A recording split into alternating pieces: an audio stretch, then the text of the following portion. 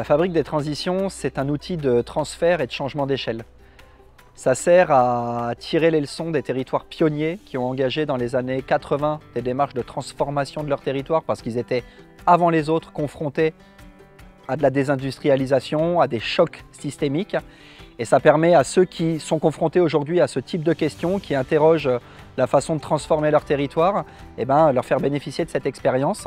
Donc on a un outil de transfert et de retour d'expérience aussi, c'est-à-dire de partage de ce qui se fait chez les uns, chez les autres, qui peut être utile afin de professionnaliser tout le monde, de faire monter tout le monde en compétences. Et c'est une dynamique qui est née, la fabrique des transitions, de territoires pionniers qui se sont rencontrés, qu'on a mis en lien. Moi, je travaillais dans un de ces territoires, Losangoël, une petite ville du Nord, et on a mis en lien ces acteurs pionniers, les élus, les agents, des acteurs économiques de ces territoires, et on a tâché de comprendre en fait ce qui avait fait leurs conditions de réussite. Et pas au niveau de la bonne pratique, mais au niveau de la méthode.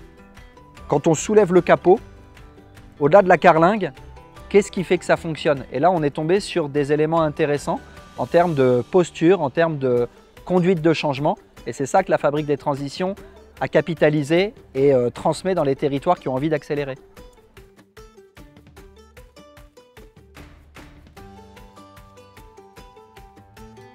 Ouais.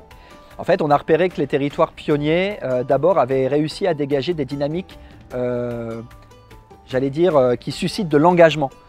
Et en fait, ce qui est intéressant, c'est que l'engagement, il ne vient pas spontanément sur les questions de transition. Les gens sont engagés d'abord parce qu'ils tiennent à quelque chose. Donc je dirais qu'il y a un petit côté judo de ne pas partir de manière trop frontale sur « il va falloir qu'on transforme nos modes de vie, boum, et on le fait de manière descendante », mais plutôt à quoi vous êtes sensible, à quoi vous tenez, et si vous y tenez, comment on peut le préserver à l'heure où il y a des grandes transformations, des changements climatiques, et où il va falloir du coup imaginer la façon de préserver tout ça.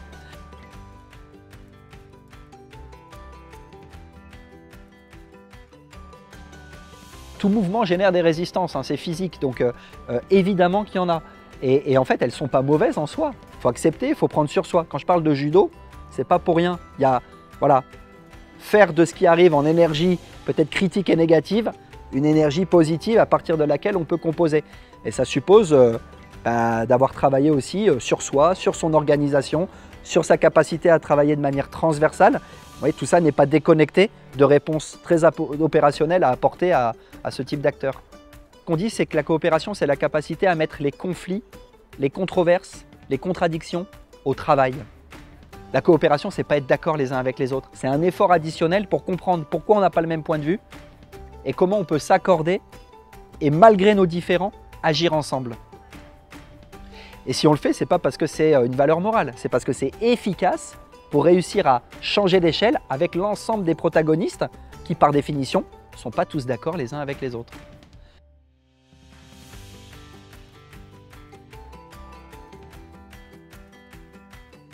Je dirais qu'on va passer d'une logique d'accompagnement très musclée pendant un an et demi, à une logique de compagnonnage. Et on va continuer à cheminer ensemble. Ce qu'on fait à la fabrique des transitions, c'est pas de répondre à des urgences, parce que les urgences dont on parle, en fait, on les connaît depuis 30 ou 40 ans. Donc ce qu'on vise, c'est à créer les conditions d'une communauté de travail.